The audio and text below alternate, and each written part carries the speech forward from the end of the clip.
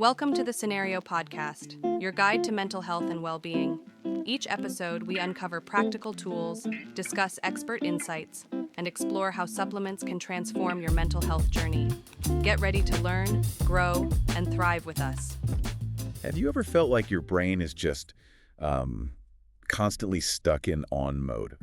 Like even when you're totally wiped out, you're still somehow wired, tense, maybe anxious, lying there awake, mind racing. Oh, absolutely. It's a feeling so many people recognize. It really is, isn't it? With Yeah. all the work stress, family stuff, the phone buzzing constantly, social media, it just feels like your brain never gets a break. Like it's always switched on.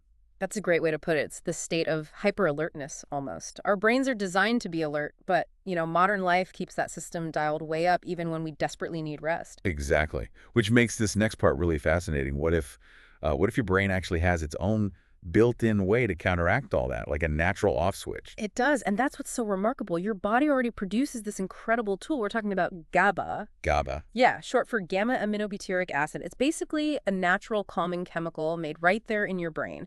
Its main job is to act like a messenger. Messenger telling it to. Slow down, to ease off when things get too intense. Scientists call it an inhibitory neurotransmitter. Inhibitory, meaning it stops things. Exactly.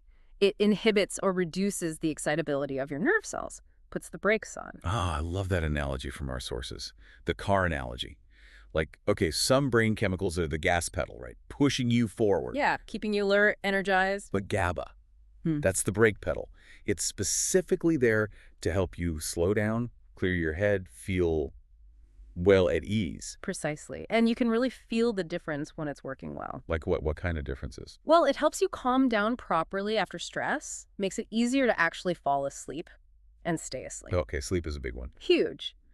And it helps curb that, endless loop of overthinking or feeling emotionally overwhelmed. Plus, it can even contribute to feeling more steady and focused during the day, not so scattered.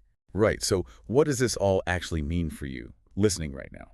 Well, in this deep dive, we're going to explore how GABA works based on your sources, what happens when maybe you don't have enough, the science behind the calms. And importantly, how you can naturally support its function. We'll even touch on supplements, where there's some interesting new thinking. Okay, let's get into it. So this brake pedal, GABA, how does it actually work inside the brain? Like at the cellular level, how does it apply those brakes? Right. So imagine your brain is this massive network of neurons, like tiny electrical wires. They're constantly firing off signals to each other. Okay, signal zipping around. Exactly. Some signals are excitatory. They're the gas pedal, telling neurons fire, go.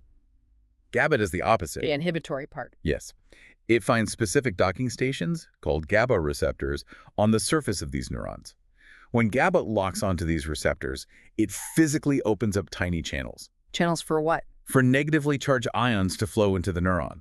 This influx of negative charge makes the neuron less likely to fire off its own signal. So it literally dampens the electrical activity, makes it harder for the go signal to get through. You got it. It effectively turns down the volume on all that neural chatter, bringing about that sense of calm. That's quite elegant, really, a very neat system.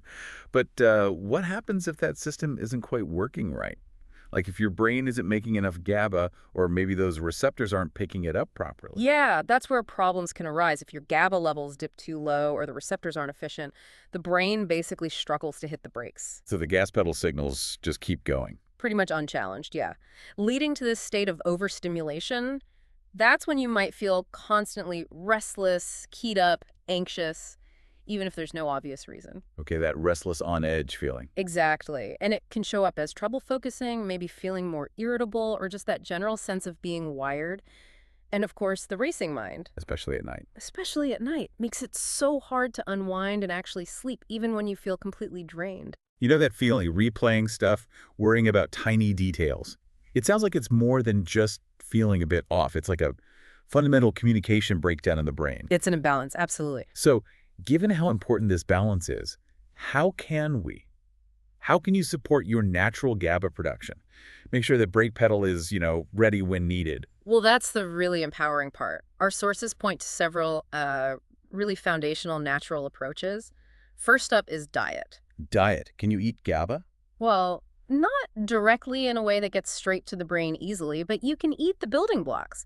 GABA is actually made in the brain from something called glutamine, which is an amino acid. Okay, so you need glutamine. You do. And you also need vitamin B6. That's like a crucial helper molecule in the conversion process. Yeah. So foods rich in glutamine like spinach, potatoes, bananas. Things most people eat.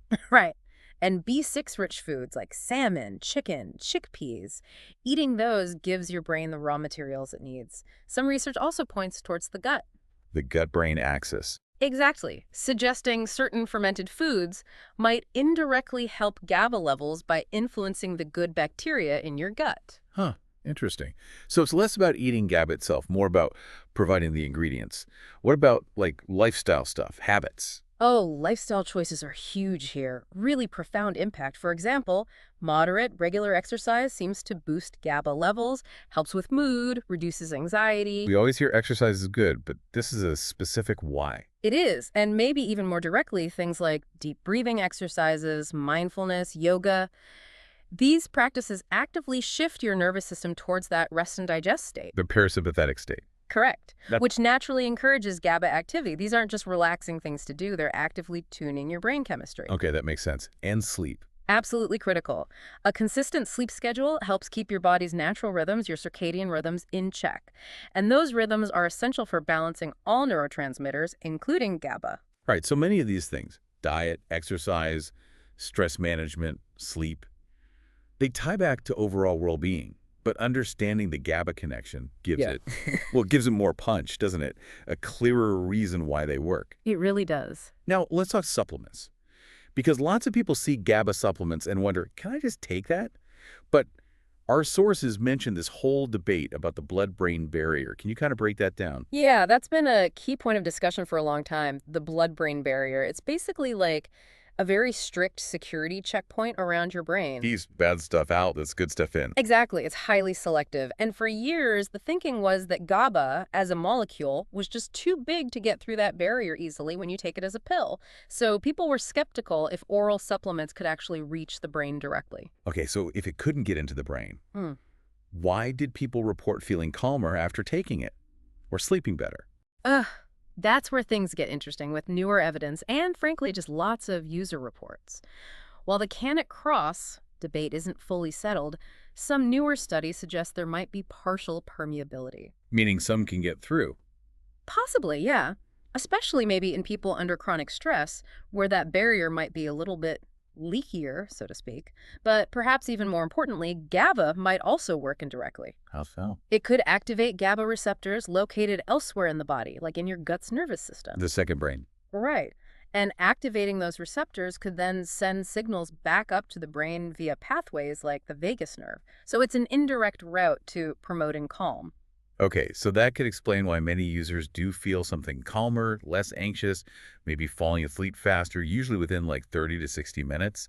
It's not necessarily going straight in, but it's still having an effect. Precisely. There seem to be valid pathways, direct or indirect, that explain the reported benefits. And often you don't just see plain GABA supplements. Right. They're mixed with other things. Very often, yes. Many formulations include synergistic compounds ingredients that either help GABA work better or have similar calming effects themselves. Like what kind of things? Well, L-theanine is a common one. It's an amino acid from green tea. It doesn't directly boost GABA levels, but it promotes alpha brainwaves. Those are the relaxed but alert waves. Exactly. And some research hints it might influence GABA receptors too. Then there's magnesium, vital for so many things, including nerve relaxation and healthy GABA receptor function. Magnesium comes up a lot for relaxation and sleep. It does. And another one is glycine. That's another amino acid. And it's actually an inhibitory neurotransmitter itself. It kind of works alongside GABA to help with calmness and sleep. These combinations often aim for a more rounded approach. Okay, that makes a lot of sense, using a few different pathways to support that sense of calm. Right. A multi-pronged approach. So let's just quickly recap then.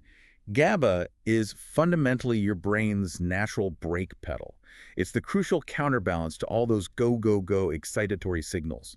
When it's working properly, it quiets the neural chatter, brings calm, helps you think clearly, and allows for deep rest.